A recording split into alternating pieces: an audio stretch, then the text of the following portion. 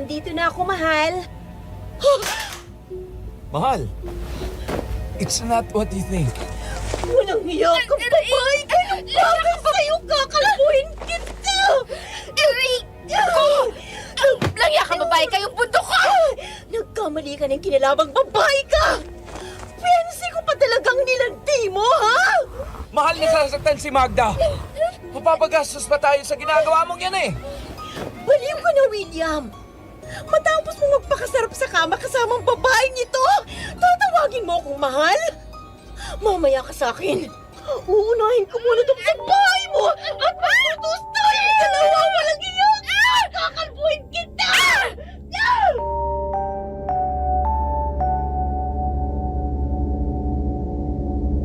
Kung sakaling mahuli mo ang taong mapapangasawa mo na niloloko ka, at sa mismong bahay pa talaga na balak niyong buuin ang pamilya niyo, anong una mo magiging reaksyon? Una, matutulala ka ba muna tsaka hayaan na lang silang makaalis sa kwarto bago ka kumilos? O pangalawa, ura-urada mong hihilahin sa buhok at kakalad ka rin pababa sa hagdan niya tapos doon niyo kakawawain? Pero baka naman may iba pa kayong teknik. Sige nga, i-comment nyo dyan sa baba at babasahin ko. Bago ang lahat, siguro nagulat kayo sa naging opening ng kwento, ano? Maski rin ako. Kapag naaalala ko kung gaano ka-Amazona ang nanay ko, natatawa na lang talaga ako. Kung ano kasi ang maririnig ninyo sa sulat ko, ganun talaga siya sa totoong buhay. Isang mapagpalang araw sa inyo, Miss Ligaya. Pati na rin sa lahat ng bumubuo ng channel na Aswang Confessions. Tawagin niyo na lang akong Laika. Hindi ko tunay na pangalan. Hindi ko na rin babanggitin ang lugar kung saan ako nakatira para na rin sa magiging privacy namin. Sa panahon kasi ngayon halos lahat ng bagay na nakita or napapanood sa social media ay pinapakailaman na ng mga tao. Kaya dediretsuhin ko na kayo. Ayaw kong isang araw bigla na lang ako mag-open ng Facebook account kung saan sabog na ang notification ko ng friend requesting niyo. E-enjoy niyo na lamang ang aking kwento. Nanay ko si Dea. Nasa 50s na siya ngayon. Kinukulit niya kasi akong i-share ko raw ang kwento niya dito sa inyong channel. Hilig niya kasing makinig dito. Pati na rin sa iba niyo pang mga channels gaya ng Miss Amy Aswang Love Stories, Sitio Pangil, Aswang Confessions, Aswang Diaries, Aswang Radio at kahit yung bago ninyong channel, yun bang Mr. and Miss Love Tagalog Stories. Sinusubaybayan niya na rin yun. Kaya heto, sinunod ko na lang ang gusto niya. Aaminin ko kung minsan naririndi na kasi akong makinig ng kakapaulit-ulit na kwento ng buhay niya. Kaya tara na, tunghayan na natin kung paano naghanap si Mama ng isang aswang para gamitin sa paghihiganti niya sa isang makapal na kabit. Tumigil ka sa sabi, Dea! Ako ang nagkamali rito, okay? Tinukso niya ako. Nagpatukso ako. Kung meron kang dapat saktan dito, ako yun at hindi si Magda. Tingnan mo nga yung ginawa mo. Makakalbo na siya sa'yo. Talagang kakalbuhin ko siya, William. Hindi ko aatrasin yung babae mo! Ang lakas pa ng loob mong kampihan siya, ha? Habang ako, nagpapakahirap ako mag-asikaso ng parating na kasal natin. Ikaw, anong ginagawa mo? Nagpapakasasa ka sa babaeng yan. Hindi mo man lang ako tinutulungan. Sinusulit ko lang ang mga araw ng bachelor days ko. Daya, masama ba yun? Isa pa, ikaw naman ang mahal ko. Hindi siya. So please, calm down. William, paano na ngayon ang trabaho ko? May gig pa ako sa isang commercial sa susunod na linggo. Tingnan mo itong ginawa ng fiancé mo sa buhok ko. Walang pwede maging alternative rito. Pakalbo ka na lang, girl. Mas bagay pa. Sinabi ko na sa'yo eh. Mali ka ng bahay na pinasukan. We have to give her compensation for the damage we've caused, Dea.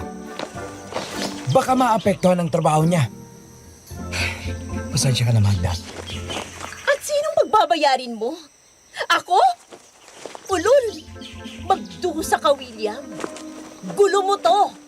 Kalat mo. Kaya ikaw ang umayos niyan. Isang bagay na hinahangaan ko sa mama ko, Miss Ligaya, masyado siyang palaban. Gusto ko na sa kabila ng lahat ng sakit na naranasan niya, nagawa pa rin niyang panindigan na ipaglaban ang kanyang sarili.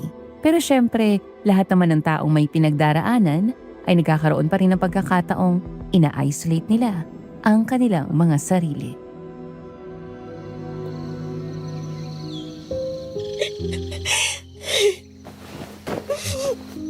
Ano pa bang kulang sa akin? Ginawa ko naman lahat. Dahil ba flat ako? At walang umaalog sa akin kapag naglalabing-labing kami? Kaya hinahanap niya sa iba? Kung tutuusin, hindi naman kagandahan yun. Hipon ang dating.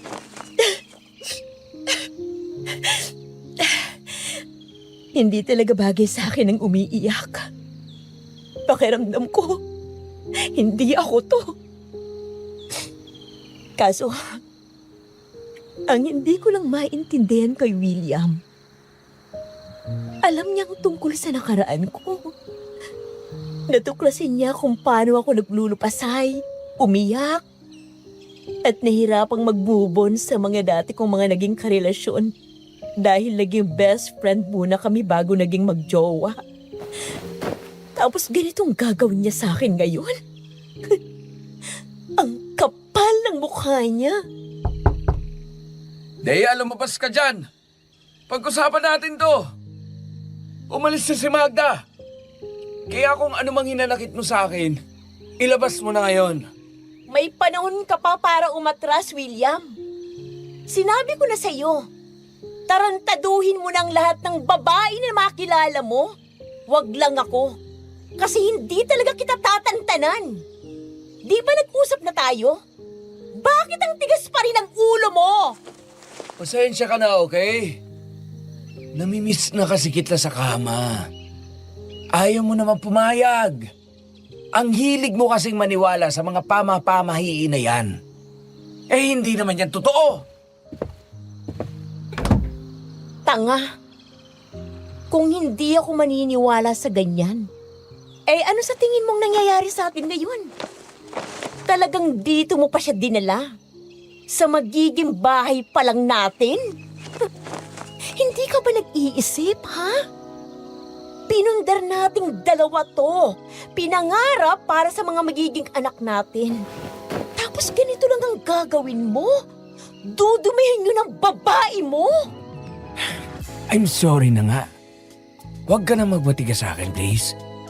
Mas lalo tayo hindi magkakaayos niyan eh. Ang mas malala pa, baka umabot na lang ang kasal natin.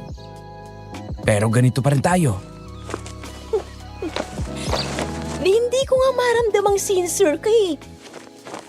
Bakit kung makapagsalita ka ngayon? Siguradong sigurado kang mapapatawad agad kita, ha? Wala akong pakialam kung ikakasal tayo. Alam mo, naisip ko, parang ayoko na ngang magpakasal sa'yo eh. Ang kasal ay sagrado, William. At kung itutuloy natin sa simbahan to, na parehong narumihan na ang tingin sa isa't isa, sa tingin mo, kailangan pa natin tong ipagpatuloy? We have to. Gusto kitang pakasalan, Dea. Mahal kita. Alam mo naman yun, di ba? Isang beses sa pagkakamali. Sana naman pagbigyan mo ako. Hindi ko naman nauulitin eh. Pangako. Kaya isa, dalawa, o 3 beses ka pang nagkamali. Ang kasalanan ay kasalanan, William. At walang kahit anong paghingi ng tawad o pagsisisi ang makakabura ng sakit na ibinigay mo dun sa taong sinaktan mo. Naiintindihan ko. Pero Dea, nandito na tayo eh. Tingnan mo ang paligid mo. Itong bahay na pinapagawa natin, malapit na matapos. Itong lupa na binili natin na magkasama nating pinag-ipunan, lahat ng bunga ng pagmamahala natin. Ngayon, kung itatapon mo lang lahat ng to, anong mangyayari sa atin? Hindi ko na alam kung paano magsisimula ulit na hindi ikaw ang kasama ko, Dea. Sana naisip mo yan bago mo ako nagawang lokohin, William. Hindi ko na nga uulitin. Just please, parang awa mo na. Give me one more chance. Hayaan mo akong makapag-isip, William. Bigyan mo ako ng oras. Kasi kahit anong gawin ko, natanggapin ang lame reasons mo. Hindi ko magawa eh. Ang gusto ko nilang nagawin mo ngayon, paulanan ka ng mura. Nakakabwisit ka. Sige, saktan mo ako. Murahin mo ako. Lahat yun tatanggapin ko. Basta sa akin ka pa rin uuwi sa huli. Sa susunod na araw na lang ulit tayo magkita. Iniwan niyang nakanganga si William at mukhang tanga sa bakuran nila. My mama is sometimes like that. Yung tipo bang akala mo na papapayag mo na siya sa gusto mong gawin, kaya kapit na kapit ka sa idea na magagawa mo na ang gusto mo. Tapos bigla ka niyang iiwan sa conversation niyo na wala man lang any confirmation kung payag ba siya o hindi. Kapag gano'n ang ginagawa niya sa akin, talagang naiirita ako. Pero sa kaso ni William, deserve niyang pagmukhaing tanga ng mama ko. Umuwi muna siya sa mansyon nila dahil talagang napapaisip siya sa mga desisyon na ginagawa niya sa buhay. Aaminin niyang nung nagmamakaawa sa kanya si William, nakaramdam siya ng guilt na binaulanan niya ito ng masamang salita. But at the same time, hindi naman niya mapigilan ang kanyang sarili, Miss Ligaya. Ano magagawa ni Mama kung yun ang nararamdaman niya? Bumuntong hininga na lamang ito. Anong plano mo? Hihiwalayan mo ba siya? Hindi pa. Sayang ang mga nagastos, no? Na-stress ka ba kakasama sa akin dahil napaka-arte kong pumili ng mga materials na gagamitin sa kasal?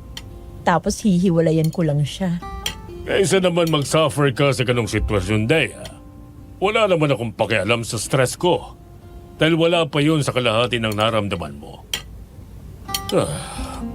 Tsaka ayoko naman talagang maging manugang yang si William.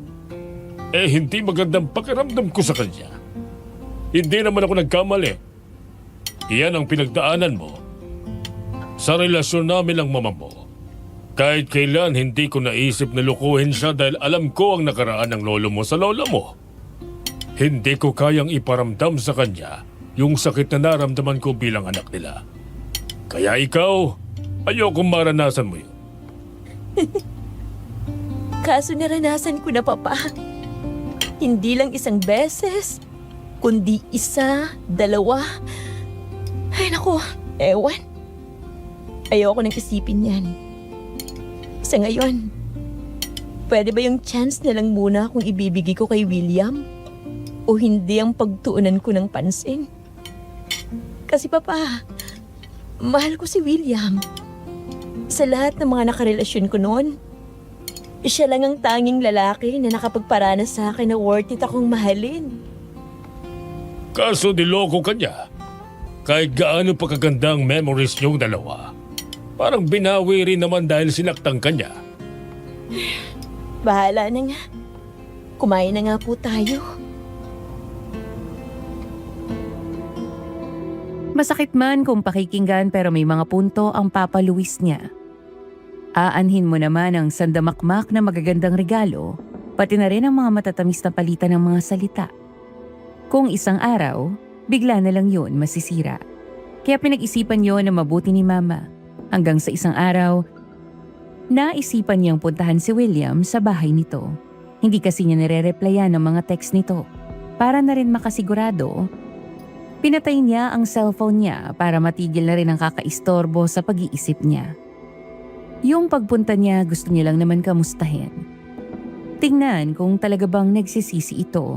Kasi aaminin niya, hindi niya kayang iwanan ng nobyo niyang iyon. Ito na talaga ang nakikita niyang makakasama niya habang buhay. Ang kaso, Bakit nakabukas to? Kung pinasok siya rito ng mga magnanakaw? William?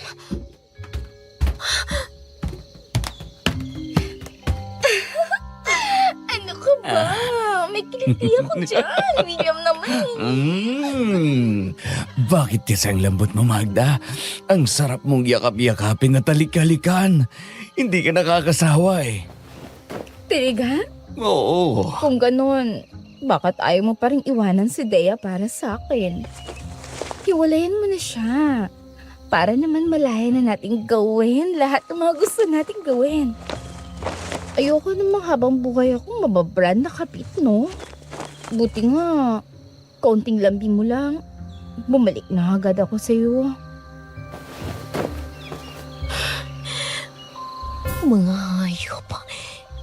Talagang may ikakapal pa pala na mukha itong si Magda, no? Alam naman niyang may mapapangasawa na yung tao. Pero hindi pa rin siya tumitigil. Yun pala.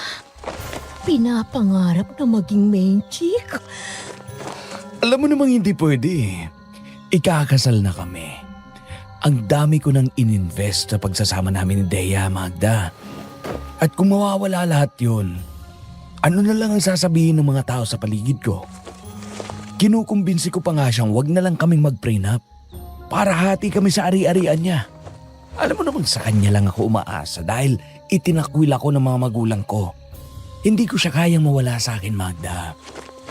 Ay, ganun ba? Eh di sayang pala. Kasi sarap lang mabibigay ko sa'yo. Pero hindi kita matutulungan sa mga iba mo pang pangangailangan. Kaya nga. Kaya sa ngayon, makontento na lang muna tayo sa ganito. Ang bango mo talaga. Huwag kang mawawala sa akin, ha? Para kapag may pagkakataon na ayaw ni Dea, ikaw ang pupuntahan ko. Okay. Mga walang hiyo.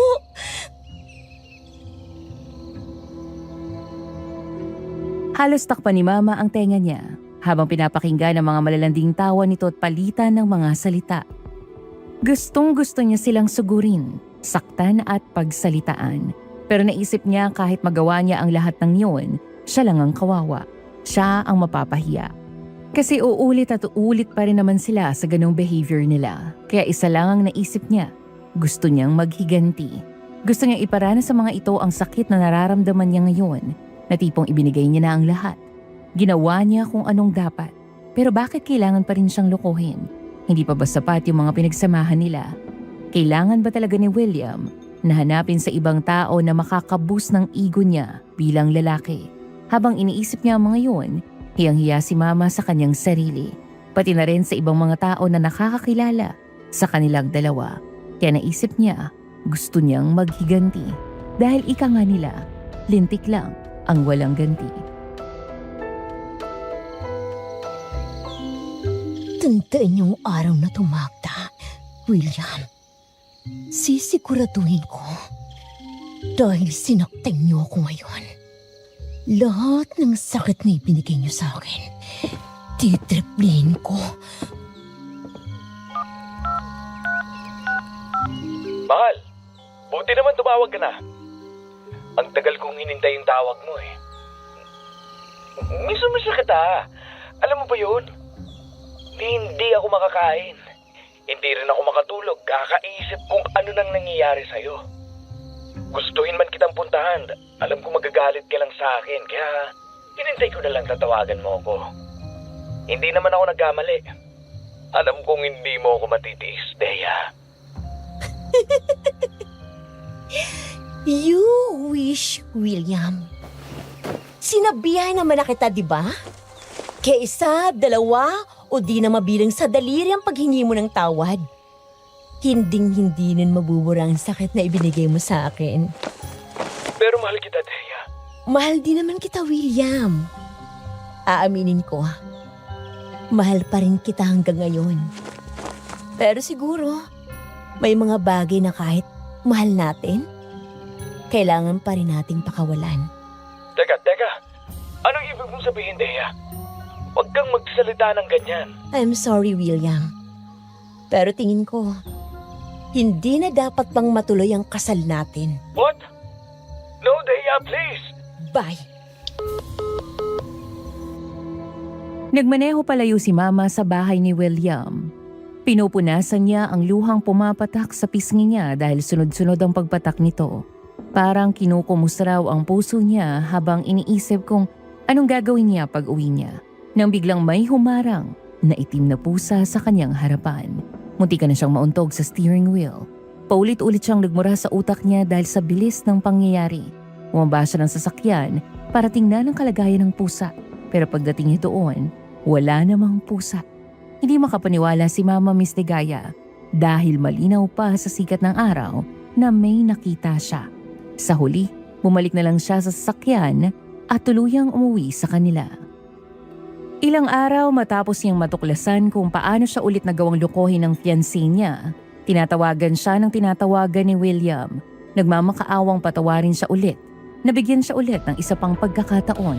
At kapag nangyari yun, sisiguraduhin niyang magbabago na siya. Pero ayaw niya nang maniwala, kaya bidlak na niya ang number ni William. Sa irita nga niya, talagang pinutol niya ang SIM card niyang yun at bumili ng panibago. Ang kaso, binubulabog naman siya ngayon sa mansyon nila.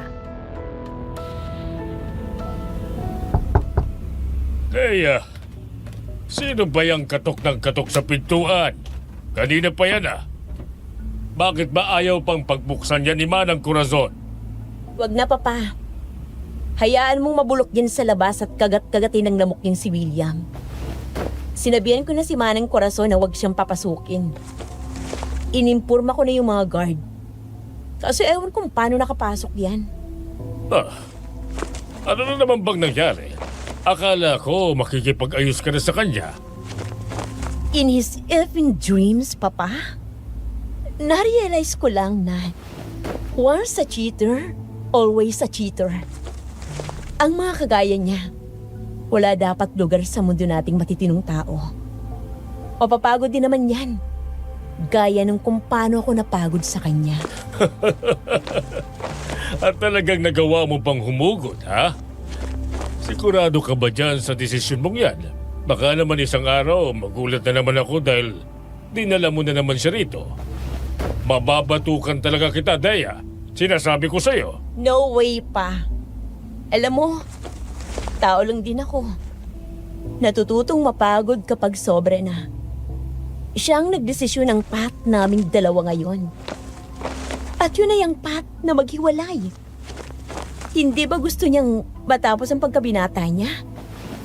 At gusto niya pang mag-enjoy. Kaya bakit hindi ko ibigay sa kanya yun, di ba? Hindi ko nga alam kung bakit panipang pangungulit niya rito eh. Siya na nga itong pinalaya. Ang pinoproblema ko lang ngayon, dahil sa dami ng tao na inabala natin para sa kasal na to, paano ko sasabihin hindi na matutuloy yun? Iniisip ko pa lang, nahihiya na ako pa. O sige, ako nang bahalang umasikaso. Minsan talaga, may katangahan din ang mga lalaki kung magdesisyon ano. May ginto na sila, pero pinili pa rin nila ang tanso. Tansong di pa nga yata tunay. Ako nagkakausap sa kanya. Ayaw mo siyang kausapin. Para lang umalis na siya at naririndi ako kakalampag niya sa pintuan natin. Kayo pong bahala, Papa. Pumunta na lang si Mama sa kusina noon para maghanap ng makakain. Gusto niyang mag-stress eating ng mga oras na yon nang makakita siya ng ice cream sa refrigerator. Nanatili lang siya doon sa kusina habang inaalala niya yung mga narinig niya sa bahay ni William.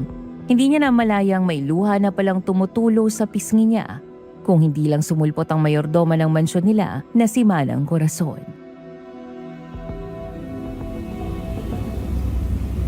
Hindi pa rin ba umaalis si William, Iha? Hindi pa po, Manang. Pero kinausap naman na siya ni Papa. Sana naman masindak na siya, tigilan niya ng pag-aali-aligid sa akin. Nandidiri ako sa kanya. Ang mga kabataan talaga ngayon, masyadong tuso at mapupusok. Bakit ba hindi niyo magawang mapirme sa isang tao lang? Ano pa raw ba ang hinahanap niya, Iha? Malay ko sa lalaking yun, Manang.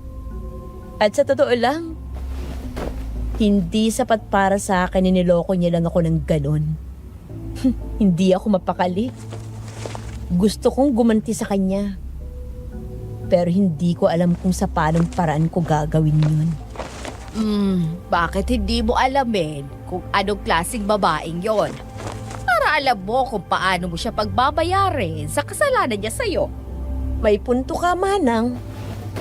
Malay mo, may iba pa palang nilalandi yun at hindi lang si William. Eh di kawawa palang ex-fiancé ko. Tatawanan ko talaga siya pag ganun.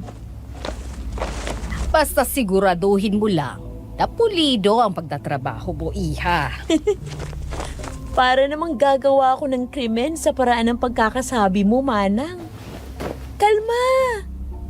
Hindi pa naman ako umaabot sa ganyang punto. Mabuti na ang sigurado, iha.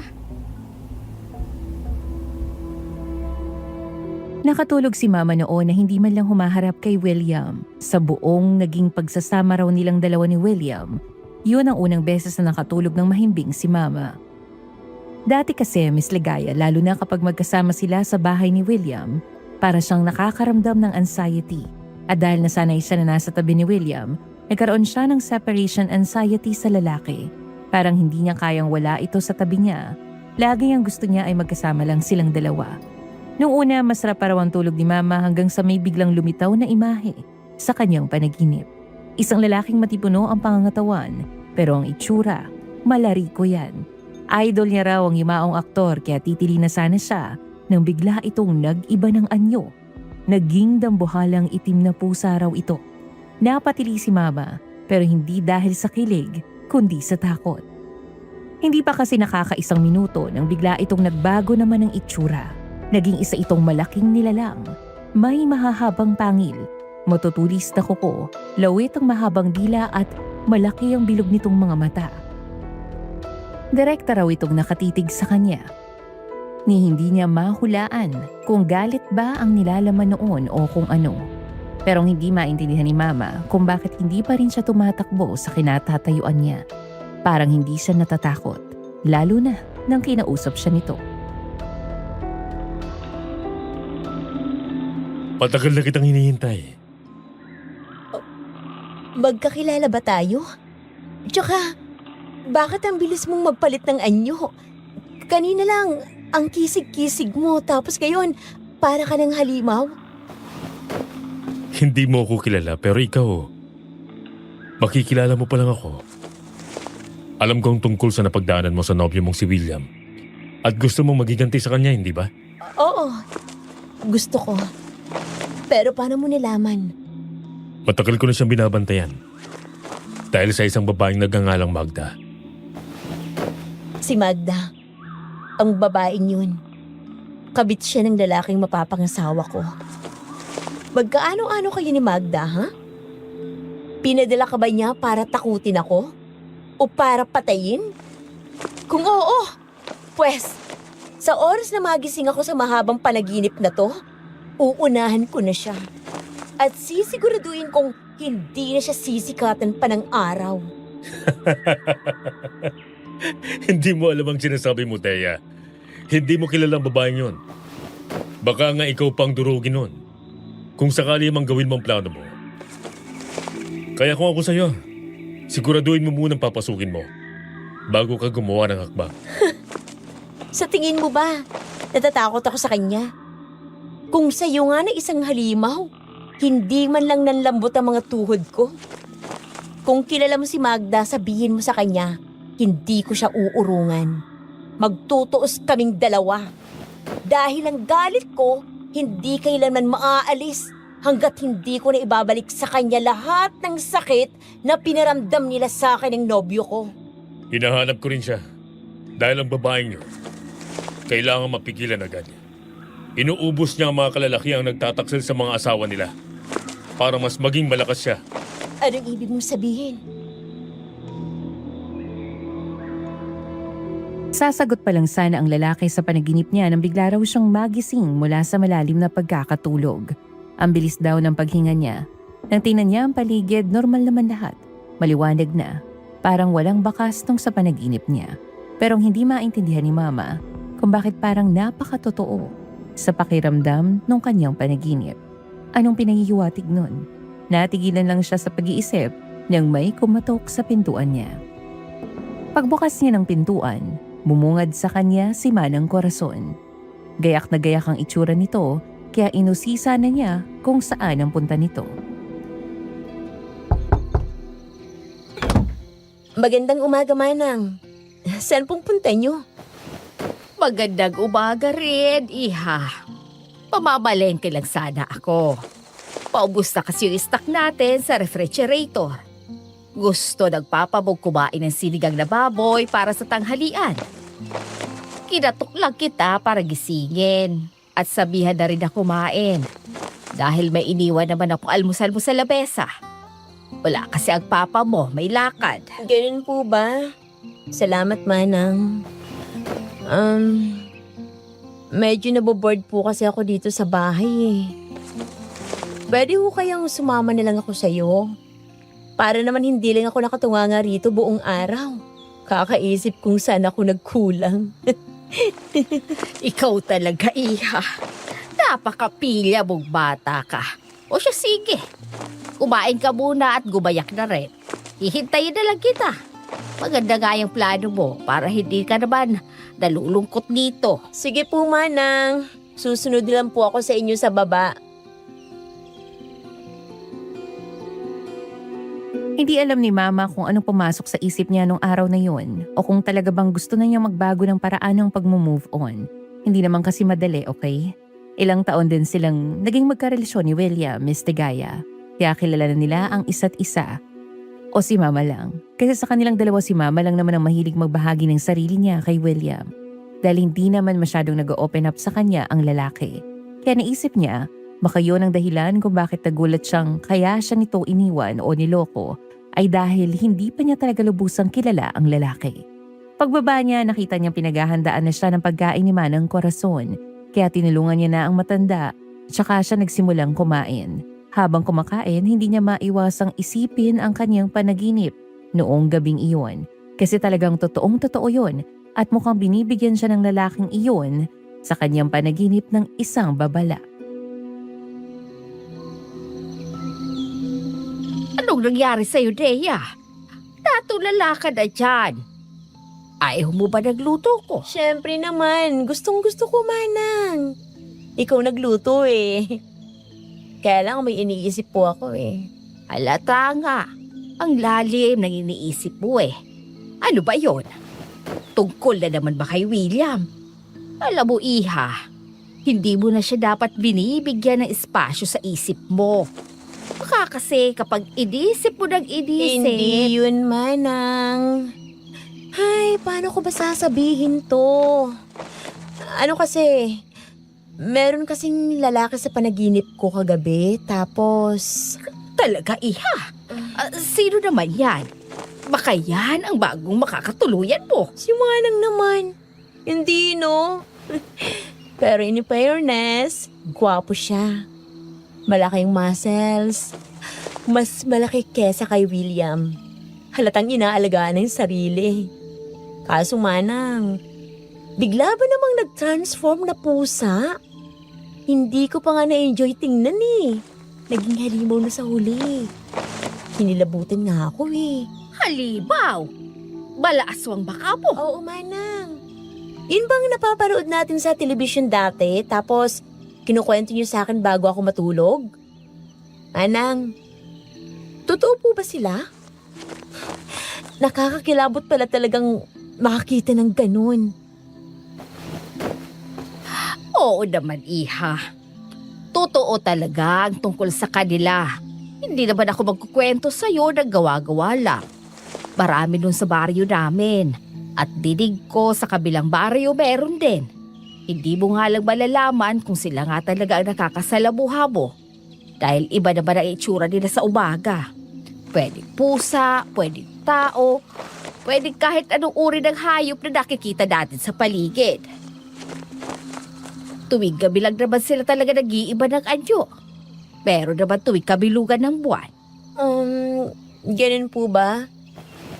Kasi ang huli kong naaalala sa panaginip ko bago ako magising, may sinabi sa akin yung lalaki. Ang sabi niya, si Magda raw, yung kabit ni William. Inuubos niya ang mga kalalakihan na nagkakaroon ng kabit para maging palakas. Ano pong ibig sabihin nun, Manang? Bakit hindi pupuntahan si William, Iha? Ha? Bakit, Manang? Alam mo namang ayoko... Kamustahin mo siya, Iha. Kasi tingin ko, yung panaginip mo, hindi lang basta panaginip yan. Isa yung pangitain. Pangitain? Ibig sabihin, pwedeng totoo yung sinasabi ng lalaki sa panaginip ko. Oo. At kung totoo ka, pwedeng hindi na maganda ang lagay ngayon ni William. Kumabog ang puso ni Mama noong mga sandaling iyon, Miss Ligaya. Mabilis siyang umakyat sa kwarto niya para kunin ang phone niya. Kinontak niya si William pero hindi ito sumasagot. Kaya mas lalo siyang kinabahan. Dahil doon nagpasya siyang huwag na lang sumama kay Manang Corazon at puntahan na lamang si William. Kahit naman gano'n ang ginawa sa kanya ng lalaki, hindi pa rin maalis sa kanya na minahal niya ang taong yon ng buong puso. Kaya nagpahatid siya sa driver nila sa bahay ni William. Kakatok pa sana siya nang hindi naman nakalak ang pintuan. Nanlalamig ang kamay niya at nangangatog ang mga tuhod niya habang naglalakad papasok sa loob ng bahay ni William. At doon, nakita niya si William na nakikipagtawanan kay Magda. Parang ang saya-saya raw nila ni William habang si Mama, durog na ang puso. Tapos nagsayang pa ng oras para puntahan ang lalaki. Wala naman palang nangyaring masama dito. Napuno ng galit ang puso ni Mama, Miss Ligaya. Kumuyom ang kamao niya hanggang sa napansin siya ni Magda. Oh, Dea. Ikaw pala. Anong ginagawa mo rito? Dea, Sayang lang pala ang oras ko. Akala ko pa naman may nangyari na sa'yo. Makaalis na nga. sandali lang, Dea. Hayaan mo na nga siya, William. Huwag mo na siyang habulin. Hindi ka dapat nanghihinayang sa mga babaeng katulad niya dahil wala ka mapapala sa kanya. Punong-puno na ako sa iyong babae ka. Akala mo naman kung sino kang karapat dapat na magustuhan ni William? Malandi ka naman. Ang mga kagaya mong iskabetche ay walang karapatan na maging legal dahil nga kabit ka lang! Sumusobra ka na. Hindi ko na kayang palampasin ang lahat ng mga sinasabi mo sa akin. Totoo naman. Hindi ka nababagay kay William. Sinira mong pagsasama namin. Ahas ka! Ahas! Tama na yan, Dea! Magda! Marinig pa kayo ng mga kapitbahay, nakakahiya. Hindi ka mahal ni William. Dahil kung mahal ka niya, hindi ka niya ipagpapalit sa akin. Maninira ka kasing kabit ka. Mahal ko si Dea, Magda. Huwag mo mang diktahan ang nararamdaman ko kung hindi mo naman ako tunay na kilala. Kakaramahin ka rin babae ka. Kayong dalawa ni William. At ikaw, William, leche ka? Tandaan mo tong araw na to. Katulad mo, ipagpapalit din kita. Makakahanap din ako ng lalaking hihigit pa sa'yo. At hindi ako mamahalin tulad ng pagmamahal na ibinigay mo sa akin. Dahil ayoko ng pagmamahal na meron ka. Nakakadiri. Nakakababa ng sarili. Hindi ka na makakahanap ng katulad ko, Dea. Talaga? Dahil ayoko naman talaga sa katulad mo. Yon ay kung makahanap ka pa ng lalaking magmamahal sa'yo. Ang tanga ni Mama, alam niya yun. At buti naman na alam niya. Pero at the same time, naaawa ako sa kanya nung narinig kong ikwento niya sa akin ang nangyari sa bahay na yun ni William.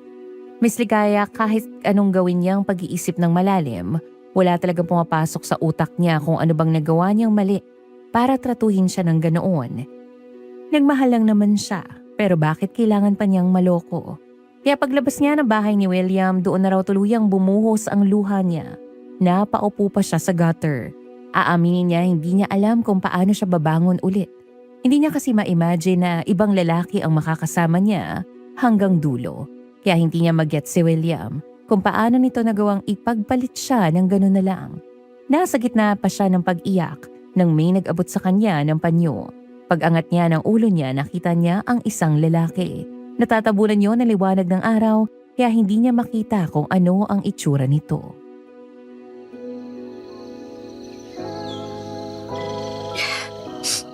Wala sa ang luha mo. Hindi mo dapat iniiyak ng mga lalaking katulad mo. Paano mo nalamang lalaki ang dahilan ng pag-iyak ko? Halika, tumayo ka. At para naman sa tanong mo, tuwing napapadaan na lang kasi ako sa mga lugar na pinupuntahan ko, lagi na lang may babaeng umiiyak. At iisa lang ang dahilan. Nobyo o asawa nyo.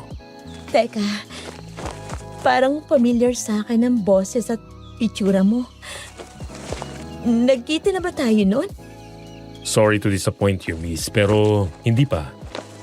Medyo familiar ka nga sa akin, kaso hindi ko rin alam kung saan kita nakita dati.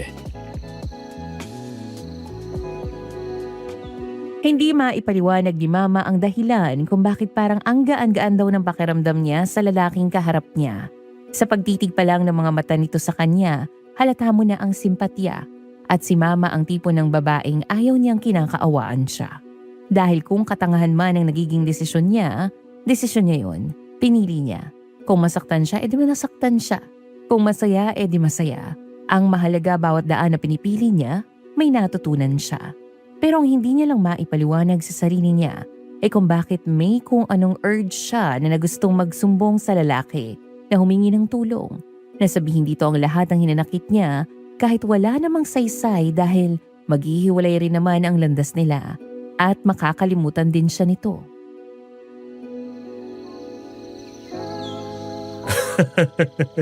Grabe ka naman makatingin sa akin, miss. Para mo naman akong kakainin yan. Pasensya ka na. Nadala lang ng emosyon. Hindi ko kasi alam kung bakit parang gusto kong magsumbong sa'yo. Pakiramdam ko lang, masosolusyonan mo ang problema ko. Pero syempre, ang bali ko naman para isipin yun, no? Sige na kuya, eto na yung panyo mo. Pasensya ka na kung naabala kita. Bakit? Ano bang gusto mong maging solusyon natin dyan?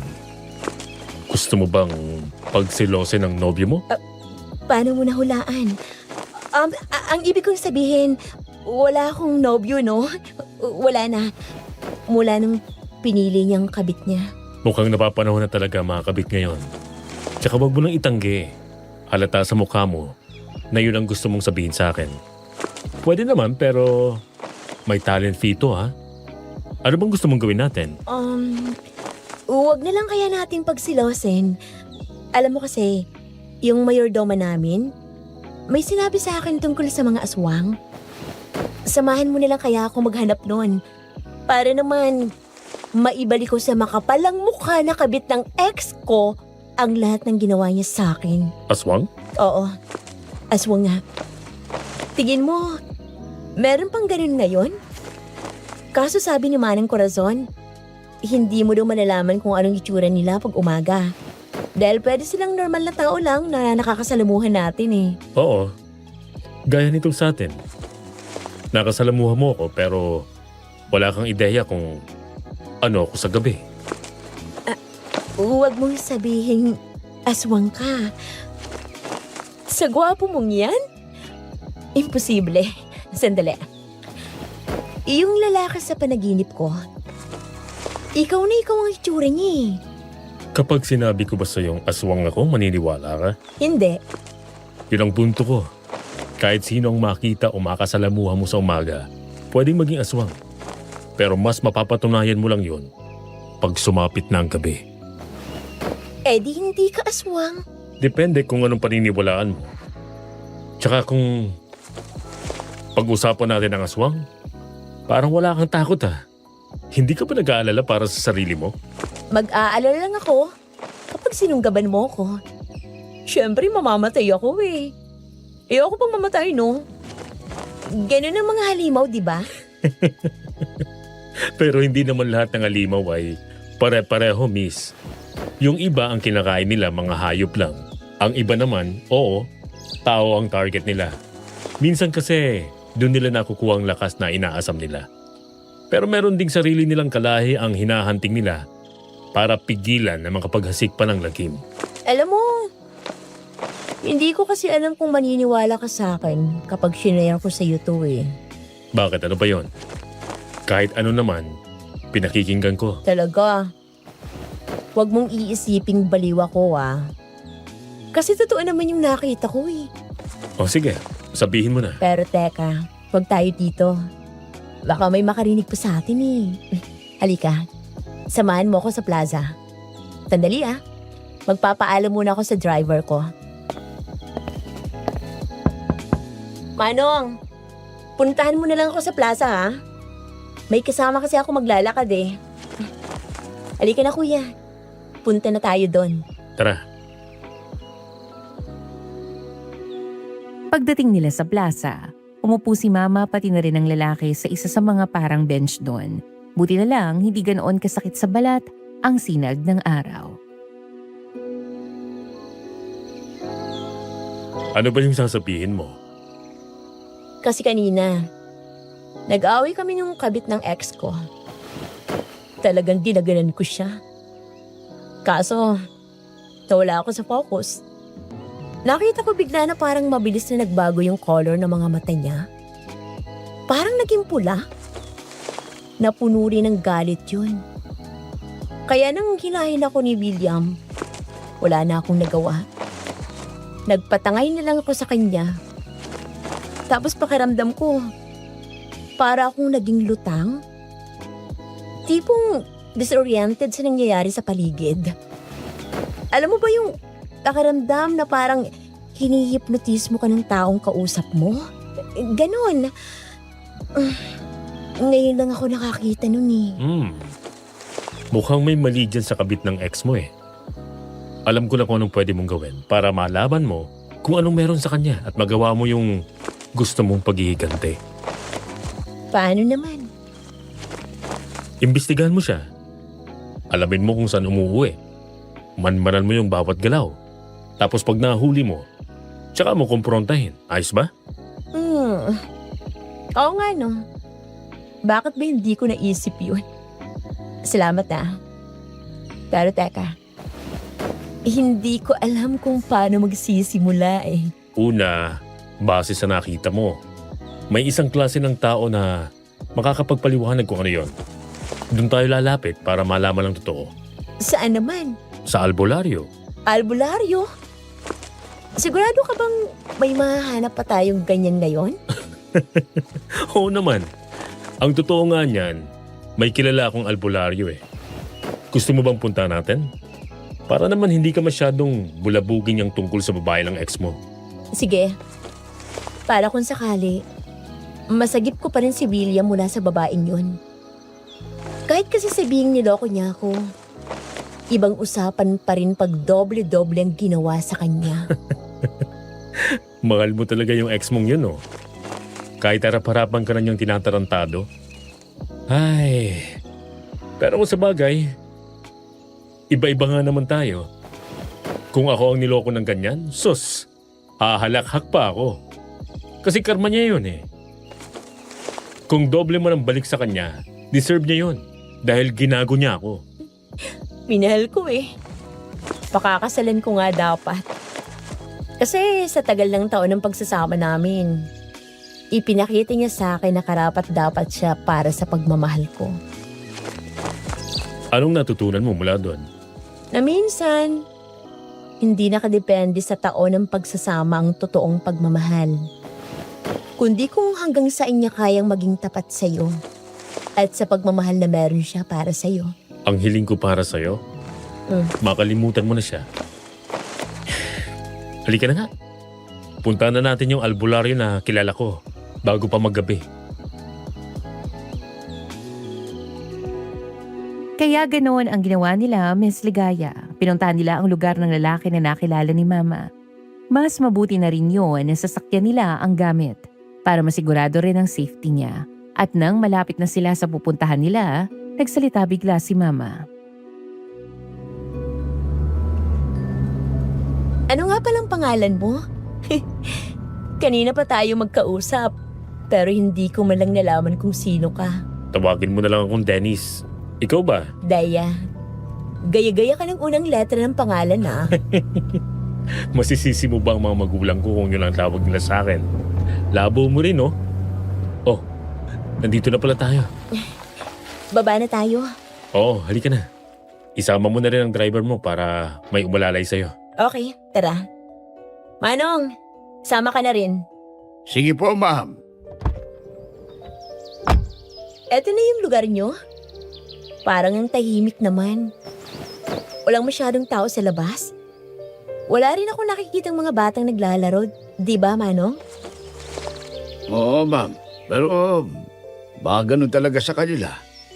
Kasi sa probinsya nga namin, tahimik din naglahat pag ganitong oras. Kapag ganitong oras nasa eskwelahan ng mga bata, yung mga matatandang kababaihan naman, nasa sapa para maglaba. Yung iba nasa bahay nila, ipinaghahanda ng makakain ng pamilya nila.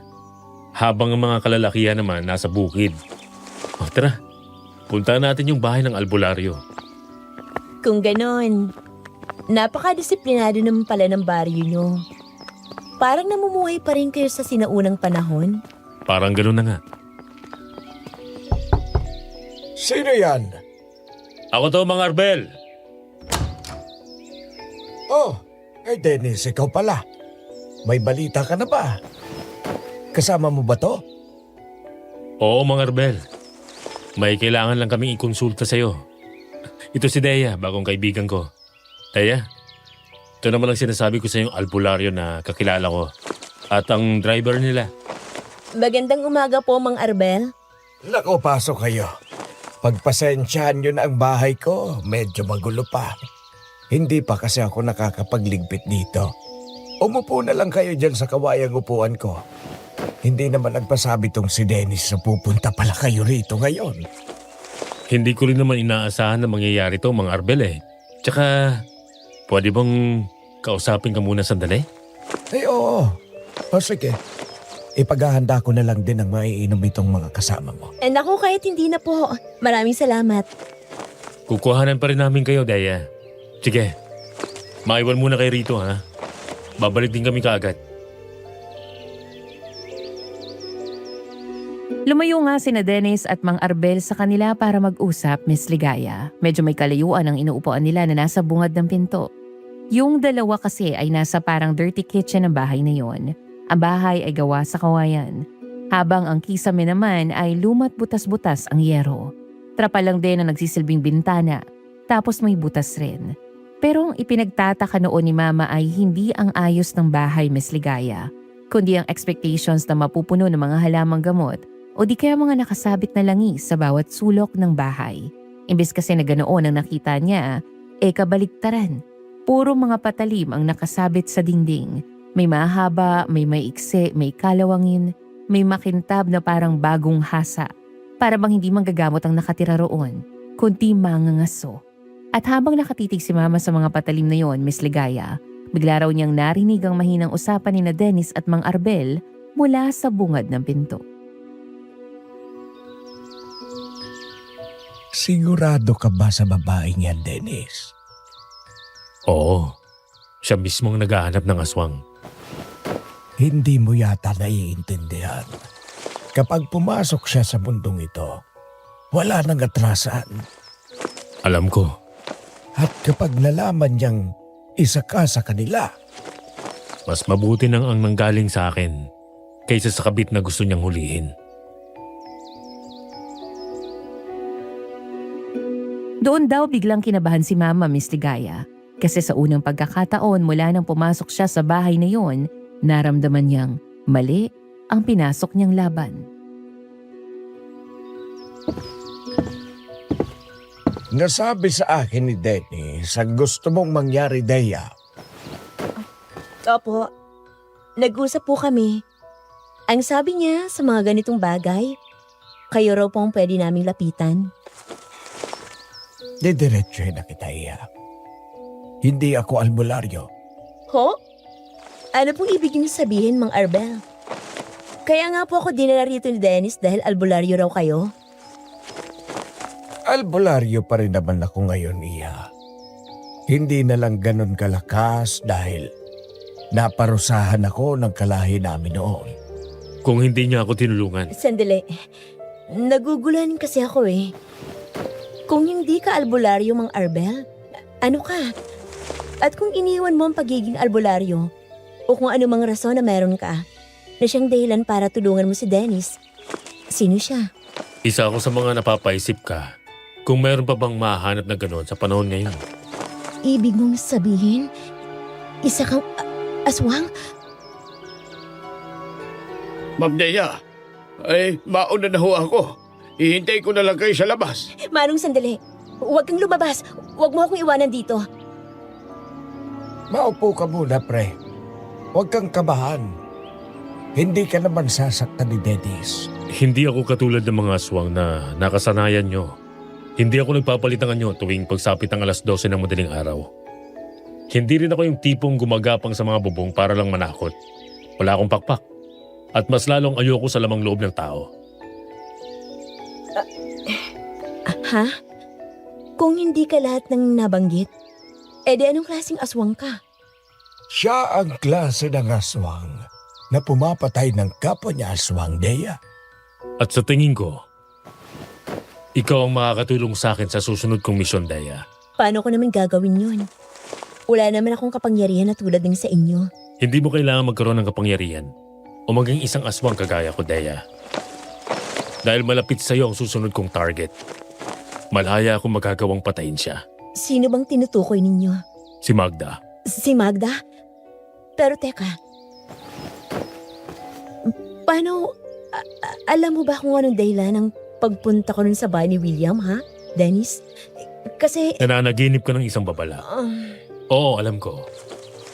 Dahil ako yun, Dea. Ako ang nasa panaginip mo. At ang pagkakakilala natin ngayon, lahat yun, hindi pagkakataon lang. Lahat yun plinano kong mangyari. ang galing. Ibig sabihin, ikaw ang aswang na marunong pumasok sa panaginip ng ibang tao para magbigay babala? Ganun na nga. Sandali, hindi ka ba natatakot? Bakit naman? Wala ka namang ginagawang masama sa akin, di ba? Manong Andoy, huwag kang ang manginig dyan. Hindi naman nila tayo sasaktan. Pero, paano mo pa na nagawa yun, Dennis? Dahil sa itim na mahika, tinulungan ko siya. Hindi ko naman alam na ikaw pala ang babaeng yon. Dadala ka niya agad dito. Kaya pala nung nakita kita kanina, parang pamilyar ka sa akin. Ikaw pala yon. Sabi ko na nga ba, nagkita na tayo. Mukhang hindi naman pala siya natatakot, Dennis. Ano nang plano mo ngayon? Sa madaling panahon, kailangan kong patayin si Magda. Patayin talaga? Parang ang brutal naman yata ng salitang yun, Dennis. Sa dami ng pamilyang biniktima niya para saktan, Dea, kulang pa ang salitang patayin. Tsaka, kaya kita dinala rito para kapag may ginawa ako sa kanyang kakaiba, hindi ka na matatakot. Ibig sabihin, gaya ng sinasabi mo sa panaginip ko, aswang siya na nangunguha ng lakas ng kasadong tao para manatiling matibay, ganon? At bumata. Bumata? Ilang taon na ba yun? Para kasing kaidaran ko lang naman siya eh. Ganun talaga ang ilan sa mga kakaibang nilalang. Magaling man nilang ng pagkatao. Nakakaya nilang mag-itsura bilang bata. Meron ding matanda. Depende sa kung anong itsura ang mas madaling pagkatiwalaan ng tao. Kaya pala, parang wala namang kakaiba kay Magda kapag nakikita ko siya. Yun ang dahilan kung bakit marami siyang nabibiktima. Pero, bakit mga lalaking may mga karelasyon ng target niya? Dahil doon siya kumukuha ng lakas. Ang galit, ang kasalanan, ang sirang pamilya. Lahat ng yan, pagkain para sa kanya. Kaya pala ganun ang itsura niya kanina. Hindi lang ako nakalapit dahil magkasama silang dalawa. Pero kitang-kita ko ng pagbabago sa katawan at itsura ni William. Parang unti-unti nang tumatanda ang itsura niya. Kung ganun, tuluyan ang napasok ni Magda ang sistema ni William. Anong mangyayari sa kanya, Dennis? Kapag nasimot na siya ni Magda, isa lang naman ang pwedeng mangyari. Pag hindi pa naagapan, maaari siyang mamatay. Ngayon, Dea, anong desisyon mo? Tutulungan mo ba ako kay Magda? Oo, Dennis. Tulungan mo ko. Kahit hindi na kami magkabalikan pang dalawa ni William, ayos lang sa akin. Basta, maging maayos lang siya. Magaling. Magmula ngayon, kailangan nyo nang maging magkasanggang dikit ni Dennis. Dea, Huwag kang magalala, Dea. Gagawin natin ang lahat para masagip si William. Salamat. Doon nagsimula ang lahat, Miss Ligaya. Sinunod ni Mama ang utos ni Mang Arbel at Dennis na manmanan muna si Magda. At ilang beses nilang nahuli ito na lumalabas ng gabi. Pero iba na ang itsura. Hindi na siya yung babaeng palaging maayos manamit at tipong handa laging mangakit ng mga lalaki. Tapos para siyang laging nagmamadali para may puntahan. Noong una, iniisip ni Mama na baka naglalakad lang o may binibili sa labas. Pero napansin niya na halos gabi-gabi na lang ganon ang ginagawa ni Magda. Kaya isang gabi, sinundan siya ni Mama mula sa malayo. Tahimik lang siyang naglalakad sa gilid ng kalsada. Tapos bigla siyang lumiko papunta sa likod ng bahay ng kapitbahay nila William. Doon na kinabahan si Mama. Kasi nang sumilip siya sa may bakod, nakita niyang nakatayo lang si Magda sa ilalim ng puno. Hindi gumagalaw, parang may hinihintay. Maya-maya bigla itong yumuko. Noong una hindi maintindihan ni Mama kung anong ginagawa niya. Pero pagkatapos ng ilang segundo, may narinig siyang kakaibang tunog. Parang may kinakain. Doon na tuluyang natakot si Mama. Kasi nang umangat si Magda at natamaan ng ilaw ng poste ang mukha nito, may bakas ng dugo sa gilid ng mga labi niya. Ibig sabihin, hindi lang si William ang kinakabitan niya. Ano nang gagawin natin, Dennis? Mukhang dami pala niyang nabibiktima. At si William. Kumalma ka, Dea. Walang magagawa ang kaba mo kung masyado kang padalos-dalos sa magiging kilos mo. Sige. Pero paano na? Kailangan niya nang mawala sa lalong madaling panahon. Dahil kung hindi, baka talagang maubos na niya ang mga kalalakihan dito. Alam mo, gulong-gulo ako kung bakit parang patay na patay ang itsura ni William nung tiningnan niya si Magda noon. Para sa akin, normal lang naman siya. Walang something special. Ganun ba talaga kapag under spell ang isang lalaki? Oo. Masyado kasing nabilog si William. Kapag ikaw ang nasa sitwasyon niya, baka hindi mo na siya makita bilang normal lang na tao. Tulad sa akin, alam kong aswang siya. Dahil bukod sa hindi naman ako napailalim sa radar niya, alam ko ang mga uri namin. Nakikita ko. Nakakamangha palang maging kagaya niyo. Pero syempre, yung hindi ang kumakain ng laman loob ng tao, ha? Yung kakayahan niyo lang. Pero para sa akin, isang malaking sumpa na yun. Bakit naman?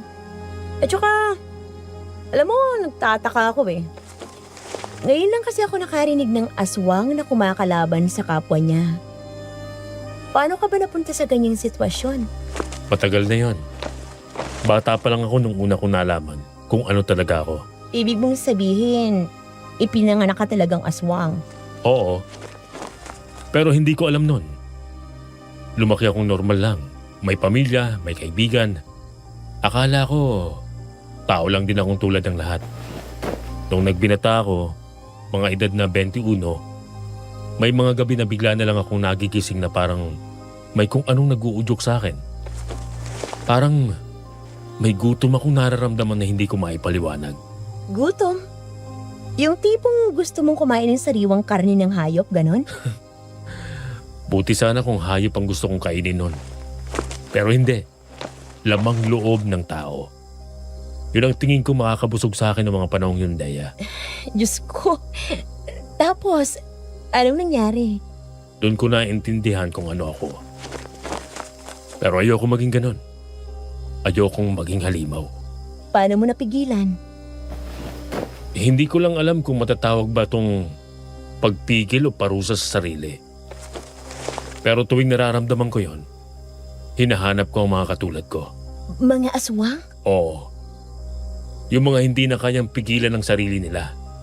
Yung mga pumapatay ng tao para mabuhay. At ikaw ang pumapatay sa kanila? Oo. Kaya pala iba ka. Iba? Paano mo naman nasabi? Oo. Kasi sa kwento ng mga matatanda, ang aswang daw puro kasamaan lang ang alam gawin. Pero ikaw, parang kabaligtaran.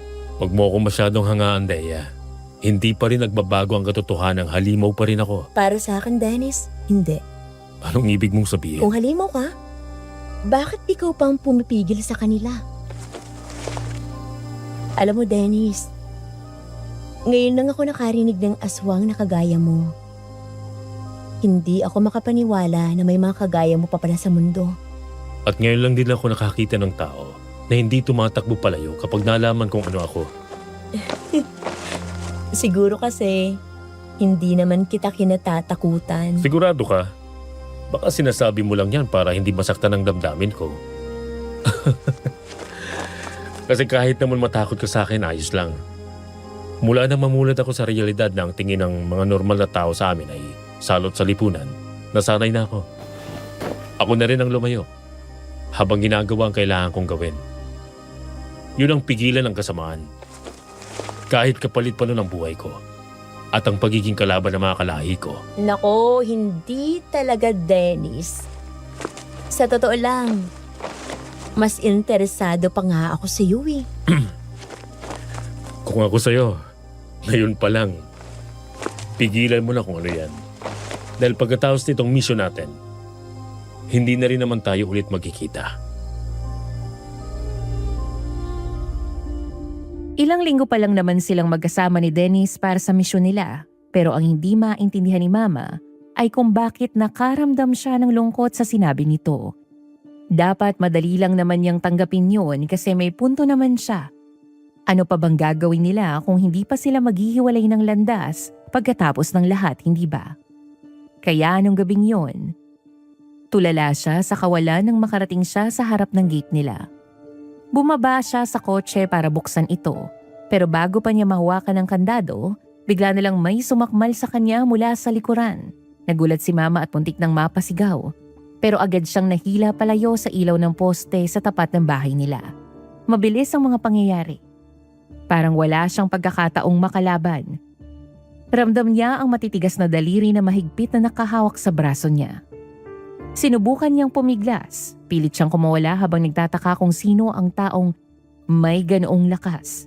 Pero nang sandaling mahila siya sa may madilim na bahagi ng kalsada, doon niya nasilayan ang mukha ng umatake sa kanya. Si Magda. Bitawan mo ako, Magda! Ang tagal kitang hinintay na lapitan mo ko. Pero hindi mo magawa-gawa. Nainip na ako. Kaya ako na ang lalapit sa'yo. Hindi ko alam ang sinasabi mo. At nagmamaang-maangan ka pa? Hindi ba't ikaw ang matagal nang nagmamanman sa akin? Akala mo ba hindi ko napapansin? Ilang gabi na kitang nakikitang sumusunod sa akin. Akala mo siguro, hindi kita naaamoy? Naaamoy? Ang takot, ang galit, ang inggit, ang sarap ng halo na yan. Alam mo ba? Tigilan mo nga ako, Magda. Kung may sasabihin ka, sabihin mo na diretso. Diretso? Sige! Kung yan ang gusto mo, dedirektahin kita. Bakit mo ko pinababantayan sa lalaking kasama mo? Anong lalaking sinasabi mo? Yung palaging nasa malayo. Akala niya hindi ko siya nakikita. Pero kilala ko ang uri niya. Tigilan mo ako, Magda. Wala akong panahon para sa'yo.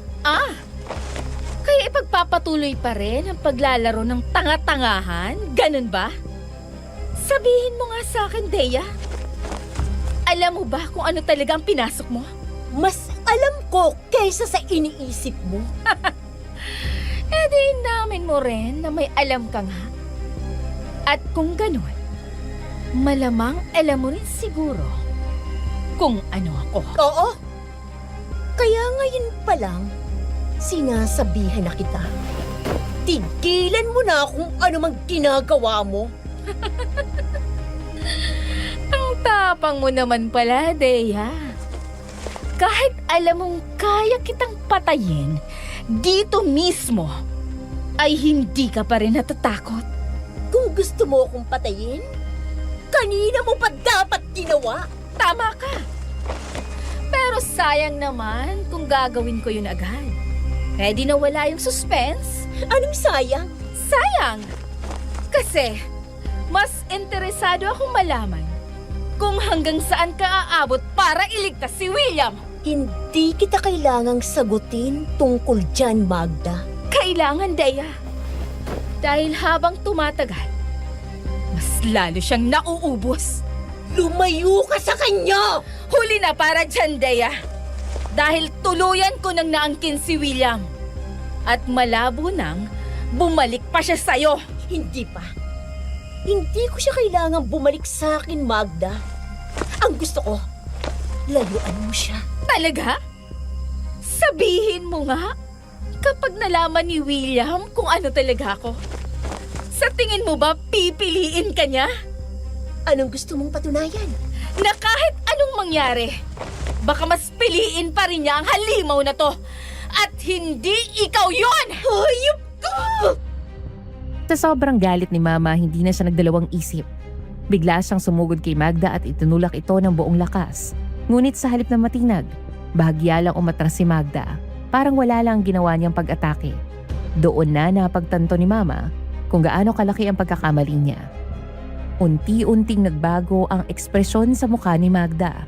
Ang kaninang ngiti nito ay napalitan ng malamig at mabangis na titig. Pagkatapos ay may nangyaring hindi inaasahan ni Mama. Unti-unting nag-iba ang anyo ni Magda. Ang mga mata nito ay tila naging mas madilim, habang ang mga ngipin nito ay bagyang lumitaw sa pagitan ng kanyang mga labi. Ang mga kuko nito ay humaba. At ang boses nito ay tila naging mas mabigat. Napaatras si Mama ngunit huli na. Sa isang iglap, mabilis siyang sinunggaban ni Magda at itinulak sa gilid ng bakod. Malakas ang puwersa nito. Sapat para mawalan siya ng balanse. Bumagsak si Mama sa sementadong kalsada. Bago pa siya makabangon, naramdaman na niyang nakapatong ang kamay ni Magda sa kanyang leeg. Unti-unti itong humihigpit. Sinubukan niyang pumiglas pero wala siyang laban sa lakas ng halimaw na nasa ibabaw niya. Unti-unti nawawala ng hangin si Mama habang nakatingin sa malamig na mga mata ni Magda. At sa sandaling akala niya ay doon na magtatapos ang lahat, may biglang sumigaw mula sa dilim. Kasabay noon ay ang tunog ng mabilis na yabag mula sa dulo ng kalsada. May isang matandang lalaki na lumapit habang may hawak na isang mahabang punyal na nakabalot sa pulang tela. Sa isang iglap, hinugot niya ito at mabilis na ibinato patungo kay Magda. Tumama ang punyal sa balikat ng halimaw. Napaatras si Magda habang napasigaw sa sakit. Hindi ito ordinaryong sandata. Sa sandaling tumama ang talim sa balat niya, tila may kung anong nagpaso rito. Parang apoy na sumusunog mula sa loob. Napilitan siyang bitawan si Mama. Agad namang inalalayan ng matandang lalaki si Mama na makabangon. Habang hinihingal at naguguluhan, sakalang napatingin si Mama sa nagligtas sa kanya. Ang sarili niyang lolo, si Don Vicente.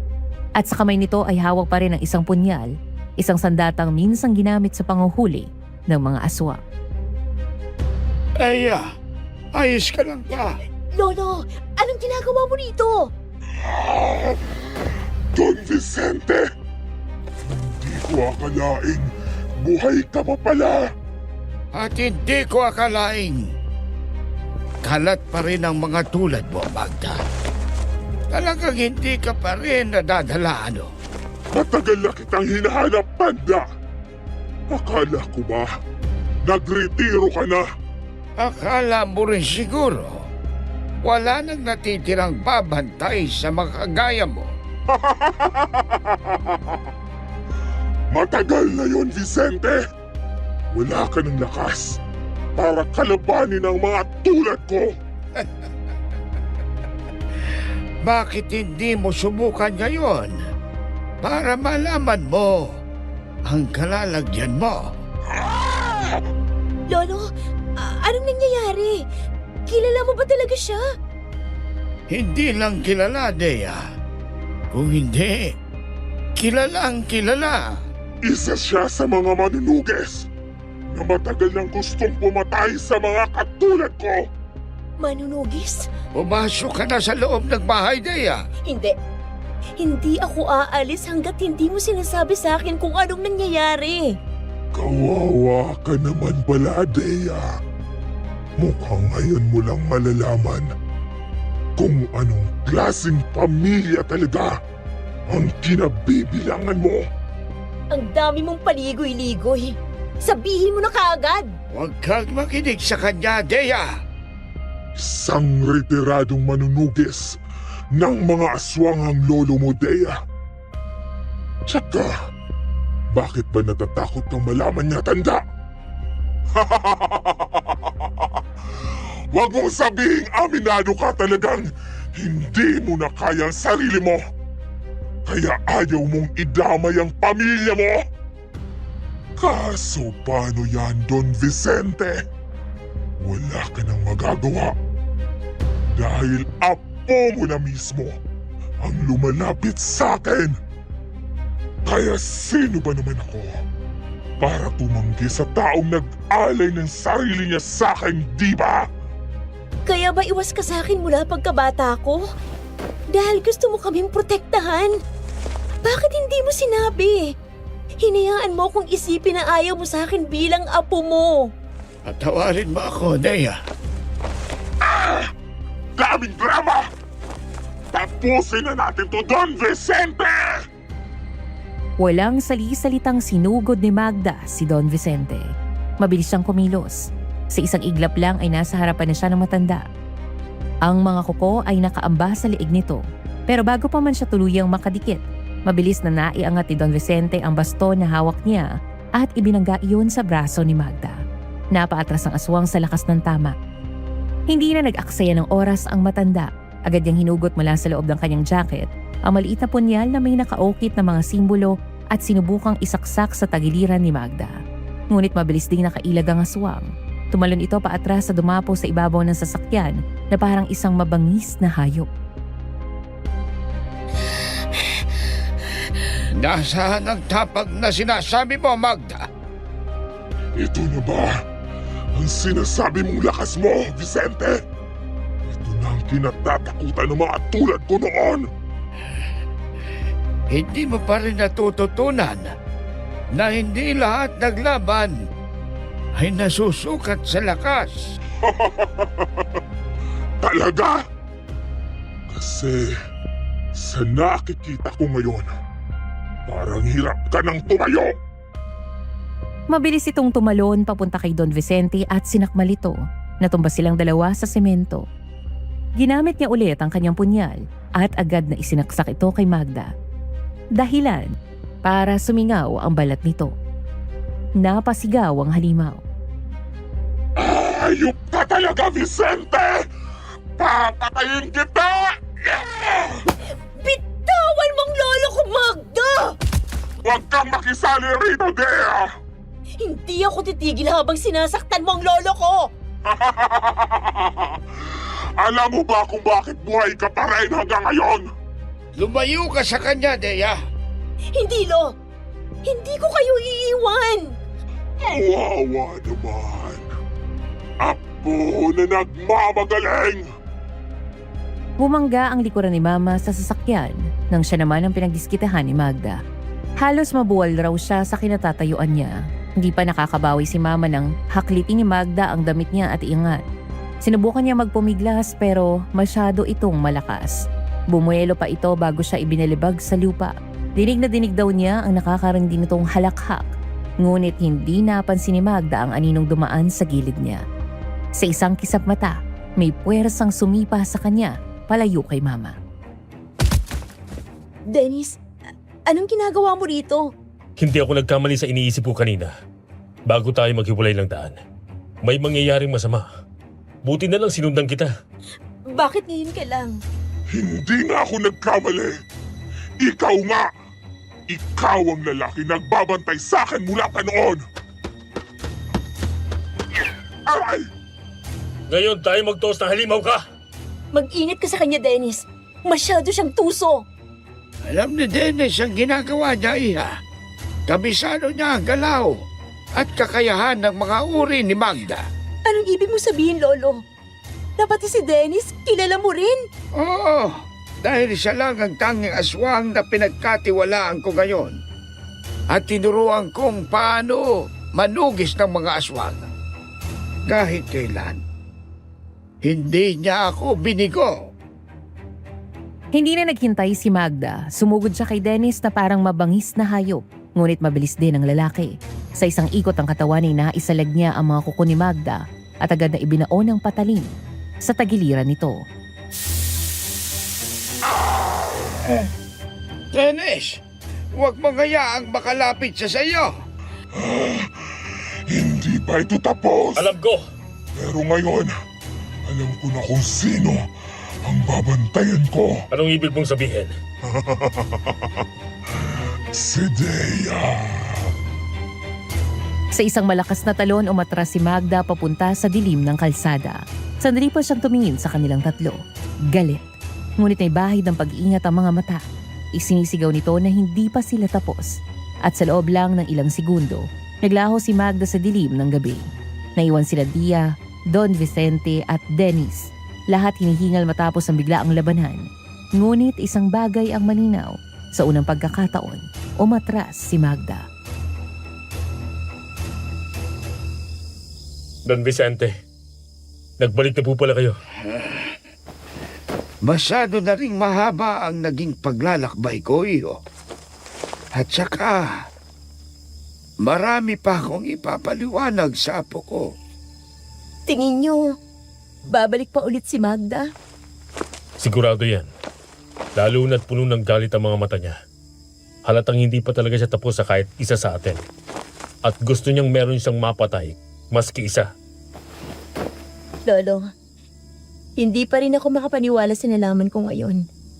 Na dati kang manunugis na kinatatakutan ng lahat. Parang ang hirap paniwalaan. Alam ko kung anong mga pagkukulang ko sa iyo, apo. Pero dati, talagang hindi ko kayang sabihin sa inyo dahil gusto ko kayong ilayo sa gulo. At itong mansyon na ito, ang tanging natira sa lahat ng mga ari-arian ko. Para kung sakali, lalaki ka bilang isang normal na bata na malayo sa gulo at trahedya na meron ng bukid at gubat. Pero Lo, hindi mo naman sana pinaabot sa ganitong punto. Kung hindi ka dumating kanina, ano sa tingin mong mangyayari sa akin, ha? At ikaw naman, bakit ngayon ka lang? Bakit hinintay mo pang mapuruhan ng lolo ko bago ka dumating? Pasensya na. Pag-usapan na lang natin bukas ito, Dea. Gusto ko na rin magpahinga. Susuprisahin ko ang papa mo na nakauwi ako. Ikaw ba, Dennis? Gusto mo bang pumasok sa loob? Hindi na po, Don Vicente. Mauna na po ako. Kampante na rin naman ako na nandito kayo. Alam ko pong walang mangyayaring masama kay Daya. Sige ho. Daya, una na ako. Ewan ko sa iyo. Pero basta mag-iingat ka. Oo, mag-iingat ako. Salamat. Tahimik lang na pinagmamasdan ni Dia si Dennis habang papalayo ito sa gate ng mansyon. Mabagal ang lakad ng lalaki pero hindi siya lumilingon. Parang sanay na siyang umalis ng ganoon tahimik. Walang hinihinging kapalit. Hindi maintindihan ni Dea kung bakit may kakaibang bigat sa dibdib niya habang pinapanood itong maglaho sa dilim ng kalsada. Siguro dahil sa gabing yon, mas malinaw na sa kanya kung gaano kadelikado ang mundong kinabibilangan ni Dennis. At kung gaano kadalas na mag-isa nitong hinaharap ang mga panganib na tulad ni Magda. Saglit siyang napabuntong hininga bago tuluyang pumasok sa loob ng gate kasama si Don Vicente. Hindi pa niya alam noon na ang gabing iyon ang magsisimula ng mas malalim na gulo sa kanyang buhay. At mas lalo niyang hindi alam na sa paglipas ng mga araw, ang lalaking palaging tahimik na naglalakad palayo, ang siya rin pala magiging dahilan kung bakit mas lalo siyang lalapit sa mundong pilit siyang inilalayo ng sariling pamilya. Gayon pa lang, gusto ko nang ipaalam sa iyo na Magulo sa mundong kinabibilangan niya, Dea. Ano pong gusto mong iparating din sa sinasabi mo, Lolo? Wala naman. Pero yung mga titig mo kay Dennis ay pamilyar sa akin, Iha. Ganyan na ganyan din ako kung titigan ng Lola Maria mo. Tuwing kailangan kong maglakbay para manugis ng mga aswang noong. Kung iniisip niyong may gusto ako sa kanya, nagkakamali ho kayo, Lo. Wala akong gusto kay Dennis. Wala naman akong sinabing gusto mo sa Iya. Bakit? Yung bang nakikita mo? Lo, Don Vicente, ay totoo ba itong nakikita ko? Talagang buhay pa kayo. Corazon, akalain mo nga naman, magkikita pa pala tayo. Hindi ako makapaniwala, Don Vicente. Hindi ko alam ang sasabihin ko. Kumusta ka?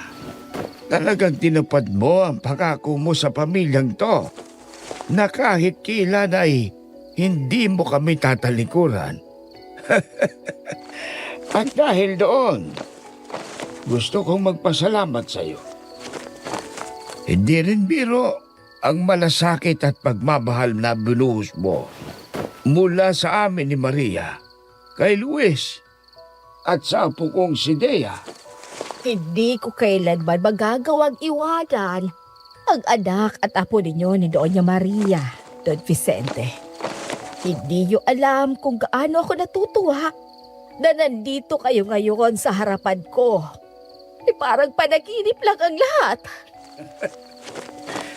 Hindi pa naginip ito, Corazon. Mukhang totoo nga ang sinasabi nila. Matagal mamatay ang masamang damo. Si Don Vicente talaga. Napaka-mapagbiro mo pa rin. Alam mong kailanman ay hindi naging biro yan para sa akin.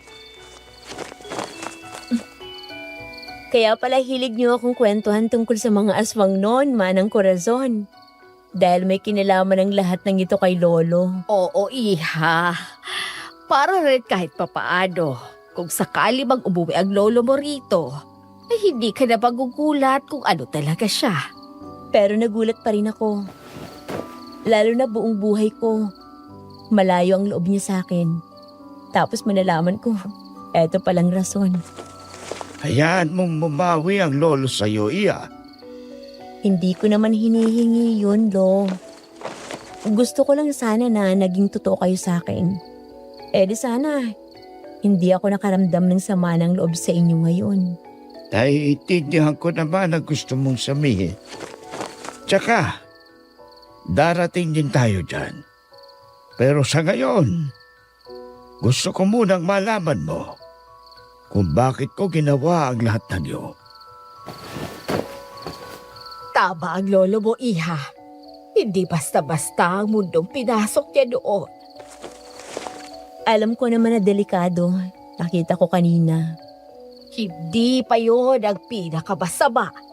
Anong ibig niyo sabihin, Manang Corazon? Ang mga aswang na tulad ni Magda. Hindi lang sila basta nananakmal o pumapatay. Oo. Sinabi na rin sa akin ni Dennis. Kumukuha raw sila ng lakas sa mga tao. Tama. Pero iba-iba ang uri nila. May mga aswang na umaatake sa gabi. May mga kumakain ng laman loob. At meron ding mga tulad ni Magda.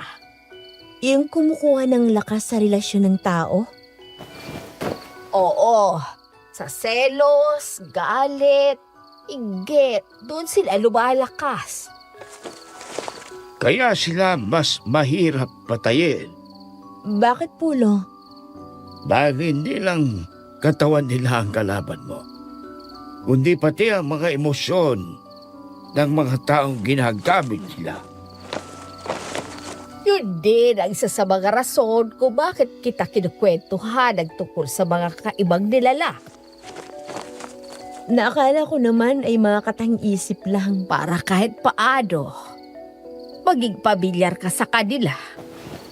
Para kung dumating ang araw na makaharap ko sila, hindi ako tuluyang matakot. Oo, iha. Pero hindi ko inaasahan na mangyayari yon ng ganito kaaga. Ako rin naman. Ni kailanman ay hindi pumasok sa isip ko na mangyayari sa akin to. Deya, may gusto akong itanong sa'yo. Ano po yun? Yung lalaking yon, si Dennis, Bakit? Anong meron sa kanya, Manang Corazon? hindi ka ba natatakot sa kanya? Dapat nga ba? Oo. Dahil kahit pasabihin mong tinutulungan ka niya, ay aswang pa rin siya, iha. Kasi ganun din yun eh. Aswang ang kalaban mo, tapos naghanap ka ng kakampi na aswang din. Alam ko naman po yun. Umpisa pa lang lahat ng to. Alam ko na kung ano siya at kung sino siya sa mundong ito. Pero hindi ka umatras kanina. Dahil nakita ko kung paano niya tayo tinulungan, Lo. Hindi lahat ng aswang ay ganon. Pero iba siya, Manang. Hindi naman dapat siya inihahalin tulad sa kapwa niya. Dahil magkaiba sila. Yan din ang kinatatakot ko. Ang alindo. Dahil kung may isang bagay na natutunan ako sa buong buhay ko bilang manunugis, Ano po yun? na minsan ang pinakamapanganib na laban ay hindi sa mga halimaw, Kundi sa sarili mong damdamin. Ho? Magpahinga ka na muna, Deya. Mahaba pa ang gabi. Hindi na sumagot si Mama. Tahimik siyang tumango at dahan-dahang umakyat sa hagdan papunta sa kanyang kwarto. Pero kahit pilit niyang inilalayo ang isip niya sa nangyari kanina, may isang mukha na paulit-ulit na bumabalik sa alaala niya. Ang lalaking tahimik na dumating para iligtas sila at tahimik ding umalis sa dilim ng gabi. Si Dennis. Ilang araw na mula nang umuwi ang Lolo Vicente niya, maagang gumising si Mama para sumama kay Dennis sa pagmamanman ulit kay Magda. Kailangan lang nilang magdobling ingat, lalo na't alam na ng halimaw ang tungkol sa pagbabantay ng mga ito sa kanya. Mukhang araw-araw ninyong ginagawa to ni Dennis, ha? Alam ba to ng papa mo, Deya? Bakit kailangan malaman ni Papa, Lolo? Wala namang masama kung magkasama kami ni Dennis, ah. Iha, kahit matagal ko nang kakilala yang si Dennis, hindi ko pa rin iririis ang buhay mo sa taong ngayon mo palang nakikilala. Itatama lang kita, Lolo. Nung nakaraan pa po kaming magkakilalang dalawa. Tama nga si Corazon. Napakapiloso po mo pa pala talagang bata ka, ha? Ikaw, Dennis, ingatan mo tong apo ko, ha? Kinuha mong buyang rito, kaya ibabalik mo ng buo. Kapag nakitaan ko yan na miski simpleng galos lamang, salubungin mo na lang ang galit ko sa'yo. Ikaw na ako nagsabi doon, Vicente. Kilala niyo ako. Kabisado mong lakas at kakayahan ko. Kayang-kaya niyo ako. Isa pa, kahit pa hindi mo po apo si Deya, iingatan ko siya. Dahil ako rin ang nagdala sa kanya sa sitwasyong to. Na makita niya at matuklasan ng mga hindi naman dapat niya matuklasan. Alam ko ang lahat ng yan, iho. Pero mas mabuti pa rin na nakakasiguro ako para alam ko kung sino ang pupuntahan ko para pagbayarin kung ano man mangyari sa apo ko. Doon pa rin sa lugar na yun, Don Vicente. Walang nagbago. Tama na nga yan. Lolo naman, sinisindak mo si Dennis. Huwag kang ganyan sa kanya. Pag ako talagang hindi tinulungan ito, Subukan niya lang. Napailing lang na lang daw si Mama sa kakulitan ng Lolo Vicente niya. Pero aminado naman daw siya na kahit ganun ito, ay natutuwa siyang kasama na nila ito ulit. Kanina nga nung naghahanda pa lang siya para sunduin ni Dennis, nag-iyakan ng papa't lolo niya sa hapagkainan. Tulad niya akala raw ng Papa Luis niya ay hindi niya na kailanman ito masisilayan ulit. Pero mabuti raw talaga ang Diyos dahil nagkita pa rin sila nito. Kinagabihan na doon ulit sila sa harap ng bahay ni Magda. Tahimik na nakatayo si Mama, hawak ang flashlight. Habang si Dennis naman ay nakatingin sa paligid, alerto sa anumang galaw. Ngunit kakaiba, ilang araw nang tahimik si Magda. Wala silang natatanging kilos, ni isang anino ng panganib, parang nagtatago at nagbabantay rin sa kanila. Parang tahimik ni Magda ngayon. Hindi ko alam kung dapat ba ako mag-relax, mas lalo pang mag-ingat. Tama ka. Bawat segundo ng katahimikan delikado rin. Hindi mo alam kung anong plano niya o kung saan niya kukunin ang susunod niyang biktima. At kung hindi tayo makakilos sa oras, baka... Huwag mong isipin yan, Dea. Kailangan nating manatiling alerto. Kahit walang galaw si Magda, hindi ibig sabihin na tapos na ang laro niya. Pero, bakit parang nahihirapan akong hindi mapansin siya? Parang kahit na hindi ko siya nakikita, ramdam ko ang presensya niya. Yan ang isa sa mga taktika ng aswang. Kinagamit ang takot mo at ang emosyon mo para maramdaman niya kung nasaan ka. Kaya kahit tahimik, bawat galaw niyo ay sinusuri niya. Kaya pala kahit ilang araw nang wala siyang ginagawa, hindi pa rin ako makapag-relax.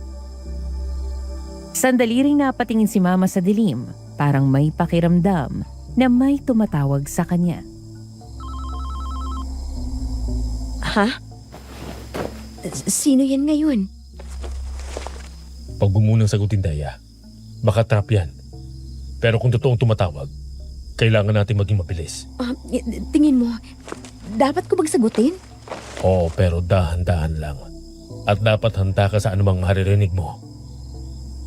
Hindi pa alam ni Mama na ang tawag na yon ay magpapatigil ng mundo niya.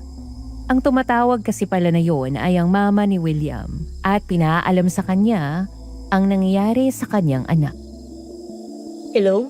Hello, Dea anak, ikaw ba ito? Mama, kumusta po? Napatawag kayo. Salamat sa Diyos at sinagot mo. Iha, si William, may nangyari sa kanya. Nandito kami ngayon sa bahay niya. Ho? Anong nangyari, Ma? Hinang-hina na ang anak ko. Sobrang putla na ng balat niya na parang sinipsip ang dugo. Tuyot na tuyot siya, Dea. Hindi na rin siya makapagsalita ng maayos dahil namamalat ng lalamunan niya. Parang ilang araw na siyang hindi nakakainom ng tubig. Dea, anak, hindi ko alam magagawin ko. Parang awa mo na. Tulungan mo ako. May kasama ho ba kayo dyan? Sige ho, papunta na po ako dyan, Ma. Salamat. Hihintayin kita, Dea. Kailangan kong puntahan si William. Dennis, mukhang malala ng kalagayan niya. Daya, huwag kang padalos-dalos. Kailangan nating planuhin ang gagawin mo. At kung paano mo siya maliligtas. Hindi ko na kaya maghintay pa, Dennis. Ang tagal na natin nakatuwa nga lang dito pero wala pa rin namang nangyayari. Kailangan muna natin ang tulong ni Arbel. Kaya pinuntahan nila si Mang Arbel nung gabing yon dahil kung talagang nasa bingit ng kamatayan si William, kailangang may magawa sila kahit papaano man lang para mabawi man lang ito mula sa ginawa sa kanya ni Magda. Mang Arbel, gising ka pa ba? Kailangan ka namin ngayon. Ay, Dea, Dennis, ano nangyari? Bakit mukha kayong nag-aalangan? Huwag natin palampasin ang oras, Mang Arbel. Tulungan mo kami. Critical lang lagay ngayon ni William. Tumawag sa akin ang mama niya. Mukhang tinutuon ni Magda ang sinabi niya sa akin na papatayin niya si William. Wala siyang awa. Kaya parang awa mo na, Mang Arbel. Kailangan natin siyang puntahan. Ay, alam ko na. Ramdam ko na kanina pa ang pagbabago sa enerhiya sa paligid. Anong plano ninyo? Kailangan namin ng paraan para mapalakas siya. O kahit mabigyan ng pagkakataon na makalaban sa ginagawa sa kanya ni Magda. Ganito yan, Dea. Hindi basta-basta mapipigil ang mga aswang na kumukuha ng lakas sa tao. Kailangan natin ng sabayang taktika. kung saan isang tao na pwedeng pagtuunan ng pansin ni Magda, habang ang isa naman ay magtutok sa biktima para bantayan. Tama. Kaya ikaw muna, Mang Arbel, ang magbibigay ng proteksyon para kay William, habang ako at si Dea ang maghahanda sa pagharap kay Magda. Hindi ko siya hahayaang mamatay, Mang Arbel. Lahat gagawin ko para lang mailigtas natin siya mula sa halimaw na yun. Naiintindihan ko, Iha. Pero kailangan pa rin nating maging maingat. Ang galit ni Magda ay pinalalakas ng emosyon ninyo. Kung hindi kontrolado, mas lalo siyang lalakas at mapanganib. Kaya kailangan natin ng maingat at mabilisang galaw para siguradong may magiging resulta. Sige, handa na kaming gawin ang lahat. Basta maging maayos lang si William. Sa gabing yon, ang tatlo, si Mama Dea, Dennis at Mang Arbel ay nagtipon para maghanda. Alam nilang mga laban sa halimaw na si Magda ay hindi lang pisikal kundi pati emosyonal at taktikal. At sa bawat minuto na lumilipas, mas lumalapit ang panganib kay William. Ngunit mas tumitibay din ang determinasyon nila para iligtas siya.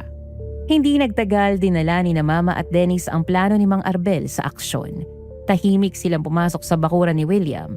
Bawat hakbang ay maingat at sinisigurado nilang hindi sila mahahalata ng target nila. Dennis, ramdam mo ba? Parang nandito rin siya. Oo. Tahimik lang siya ngayon. Pero ramdam mo ang galit at ang kasakamahan sa loob niya. Yun ang sinyalis na malapit lang siya sa biktima. Kaya pala tahimik siya nitong mga nakaraang araw. Nagbabantay lang at naghihintay ng pagkakataon. Tama. Kaya ngayon, kailangan nating maging doblang ingat. Huwag mong hayaang makita niya na natatakot ka. Huwag kang mag-alala. Pero parang nakakatakot siya, Dennis. Ramdam ko nakakaiba yung bigat sa aura niya ngayon. Parang mas mabigat kaysa nung nakaraan. Mukhang pinaghandaan niya talaga to. Dahil yan sa enerhiya ni William na naipon niya sa katawan niya. Si Magda kasi ang klase ng aswang na nangunguha ng lakas para manatili lang siyang bata. Kahit na ang totoo, matanda na talaga siya. Kaya nga diba, matagal na silang magkakilala ng Lolo Vicente mo. Ito ang dahilan. Kaya tandaan mo, Dea, kung magkamali ka ng hakbang na gagawin mo, hindi maiiwasang mapahamak si William. Lumapit na sila sa bintana ng kwarto ni William. Nakita nila ang anak ni Doña Cara, nakahiga sa kama. Mahina, putla at halatang hindi na makapag-react. Sa loob ng ilang segundo, lumingon si Dennis kay Dea na bahagyang yumakap sa kanya para magbigay ng lakas loob. Handa ka na ba? Dito na magsisimula ang lahat. Handa na ako para iligtas siya. Tandaan mong sinabi ni Mang Arbel, Dea. Kapag nakapasok tayo sa loob, akong bahala kay Magda kung sakaling magpakita siya. Alam ko. At ako kay William. Bakit kasi biglang ako na yung kay William? Eh okay naman na kaming magkasama ni Dennis. Huwag kang lalapit agad sa kanya. Kailangan muna nating siguraduhin na wala si Magda sa loob. Dennis, kung sakaling nandun siya. Huwag kang kikilos hanggat hindi ko sinasabi. Naiintindihan mo? Oo. Dahan-dahang lumapit ang dalawa sa pintuan ng bahay. Halos hindi sila humihinga habang nakikinig kung may maririnig silang kakaibang galaw mula sa loob. Marahan nilang itinulak ang pinto. Bumungad sa kanila ang madilim na sala ng bahay ni William. Tanging mahinang ilaw lang mula sa isang lampara ang nagbibigay liwanag sa paligid. Mama Cara, nasan ka? Dennis, narinig mo yun? Oo. Galing sa kwarto ni William. Halika, lapitan natin. Mukhang hirap na hirap siya sa sitwasyon niya, Dennis. Huwag kang panghinaan ng loob, Dea. Isipin mo na lang na pagkatapos nito, makakabalik na sa dati si William. Naiintindihan mo ba ako? Oo, naiintindihan ko. Nagkatinginan ng dalawa bago dahan-dahang naglakad papunta sa pasilyo. Habang papalapit sila sa kwarto, Mas lalo nilang naririnig ang mabigat at hirap na paghinga ni William. Halos maiyak si Mama habang pinakikinggan ang iyak ni William, Miss Ligaya. Dahil senyalis lang yun na sobra na itong nahihirapan. Pagkabukas ng pinto, agad na tumambad sa kanila ang payat at halos walang kulay na katawan ni William sa kama. Nakapikit ang mga mata nito at ang balat niya ay sobrang putla na tila wala nang natitirang dugo sa katawan nito. Oh, Diyos ko! Anong nangyari sa kanya? Deya, tandaan mo kung bakit tayo nandito. William! Deya, sandali! Huwag kang tumakbo! Ngunit bago pa makalapit si Mama sa kama, biglang nanlamig ang hangin sa loob ng kwarto. Nakaramdam ng taranta si Mama nang pinatigil siya ni Dennis sa paglapit kay William. Deya, tumigil ka! Bakit? Hindi tayo nag-iisa. Anong ibig mong sabihin? Nandito siya. Dennis! Nasaan siya? Nasaan si Magda? Huwag kang lilingon sa likod mo. Bakit? Nandito pa siya? Oo. At kapag naramdaman niyang natatakot ka, Deya, mas lalo siyang lalakas. Aba, hindi ko inaasahan na bibisitahin niyo pala ako rito. Nainip na ba kayo sa bahay? Ano? Wala kayong napala, no? Mga tanga-tanga. Magda! Akala niyo ba hindi ko malalaman na palihim niyong binabantayan ang bahay na to? Lumabas ka, Magda! Bakit? Para madali mo akong masaksak ulit? Hindi na ako ganon katanga, Dennis. Anong ginawa mo kay William? Wala pa naman. Kumukuha lang ako ng kaunting lakas mula sa kanya. Halos mamatay na siya dahil sa'yo. Tigilan mo na siya! Hindi pa. Malayo pa siya sa kamatayan. Pero kung gugustuhin ko, kaya kong tapusin yun ngayon din. Tatapusin din kita, Magda! Iba talaga ang nagagawa ng yabang, ano? Bakit? Sabihin mo nga, kaya mo ng sarili mo? Pero mukhang nakalimutan mo yata kung nasaan kayo ngayon. Anong ibig mong sabihin? Dennis! Sa taas! Huwag kang gagalaw! Sa bahay na to, ako ang may kontrol. Sa isang iglap, bumagsak mula sa kisame ang isang anino, diretso sa harap ni na Mama at Dennis. At mukhang dumating na kayo sa tamang oras. Sa ngalan ng liwanag at bantay ng gabi, lumayo ka. Nilalang na kumakain ng pighati, sa bakal at dasal, sa apoy at hangin. Ang kapangyarihan mo'y dito magwawakas din! Ano to? Hilahin mo na pala yung rito si William. Deya, dalian mo! Oo, sige. William, halika na. Ilalayo kita rito. Hindi pwede! Huwag mo siyang ilayo sa akin! William! Bantay ng dilim! Bumalik sa pinanggalingan! Ang dugot hininga na iyong ninanakaw, ibalik mo ngayon din! Mukhang hindi mo yata inaasahan to, Magda. Ngayon, tayo magtuos! Tigilan niyo yan! Sa bakal na tunog at dasal ng lupa, ang kasamaan ay itinataboy na! Tumigil ka na, tanda! Napaatras si Magda habang tinatakpan ng tenga niya. Halatang nahihirapan siya sa tunog ng bakal at sa dasal na binibigkas ni Mang Arbel. Sa kabila ng sakit na dulot ng dasal ng bakal na tunog, nanilisik ang mga mata ni Magda at kitang-kita na hindi pa tapos ang laban. Sa labas naman, naabutan ni Mama na pokus si Mang Arbel. Na magtama ang paningin nila, tumangulang si Mang Arbel sa kanya. Saka siya nito tinulungan na buhatin si William. Nang makarinig sila ng malakas na tunog na parang bumagsak sa kwarto ni William, napalingon doon si Mama. Pero bago pa siya bumalik, pinigilan siya ni Mang Arbel. Itakas na natin dito si William, Dea. Isinakay ko na rin ang mama niya sa kotse mo. Naabutan ko siya kanina na walang malay. Mukhang pinatulog siya ni Magda. Pero paano po si Dennis? Maniwala ka sa akin, Iha. Kaya niya ang sarili niya. Isa pa, may tutulong sa kanya. Sino po? Ako, Lolo? umalis na kayo rito, Arbel. Nagliliwanag na ang langit. Mukhang ngayon ang kabilugan ng buwan. Ibig sabihin, halika na, Dea. Kailangan na nating magmadali. Teka, sandali. Anong meron? Dalian mo na. Mahina na yun si Magda. Kaya alam ko kung sino ang mananalo sa labang ito. Mga Arbel, ano ba talagang nangyayari?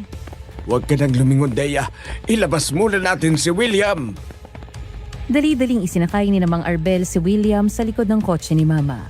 Nandoon na rin si Doña Cara, ang mama ni William, na wala pa ring malay sa upuan sa tabi. Mama Cara! Oh, Diyos ko! Buhay pa siya. Pinatulog lang yan ni Magda. Si Dennis! Dea, wag!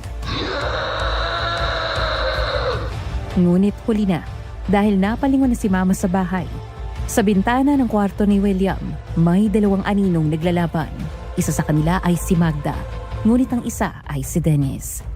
Sa ilalim ng liwanag ng buwan, nakita ni Mama ang anyo ni Dennis. Malayo na ito sa lalaking tahimik na nakilala niya dahil napakita na ang tunay nitong anyo bilang aswang. Hindi. Umalis na tayo. Pero si Dennis... Gusto mo bang mamatay si William? Si Dennis...